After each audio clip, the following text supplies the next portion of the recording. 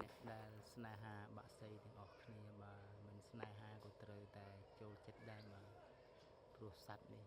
គឺមានពីដូនតាយើងមករលកធ្នាក់បាក់សីនេះ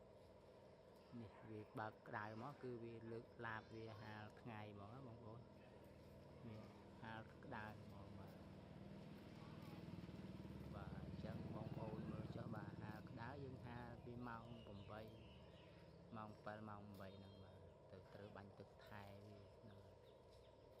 បាទបើសិនជាបងប្អូនពេញចិត្តស្នេហាបាក់សីចង់បានកូនអ្នកពូជម៉ាឡេល្អបាទសេរីថ្មីពូជគាត់មានលក់បាទសូមបងប្អូនតាក់ទងមកចុះតាមលេខទូរស័ព្ទ097 28 91 683បាទនេះក្តៅបានក្តៅអញ្ចឹងវាមើលឡាបវាបាទវានាំគ្នាជំរុះឡាបវាបាទ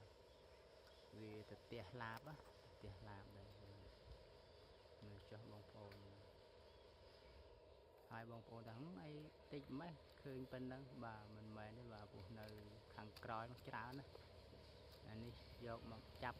សម្រាប់ថែជូនភ្ញៀវបាទសម្រាប់ថែជូនភ្ញៀវអញ្ចឹងយើងយកមកថែអញ្ចឹងវាអាចសាំងដល់ភ្ញៀវយកទៅចងជើងទៅវាអត់មានភាពផ្អើលអញ្ចឹង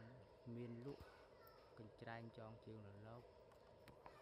នឹងជុងរលកខ្សែចងជើងបាទមានកុំភ្លេបាទបើសិនជាបងប្អូនត្រូវការអាចតាក់ទងបានតាមលេខទូរស័ព្ទ097 28 91 683បើសិនជាមិនអត់ទាន់មានសមត្ថភាពអាចខលសាកសួរបានព័ត៌មានថ្មីបាទសូមអរគុណសូមជម្រាបលាបើសិនជាមានពាក់ខុសឆ្គង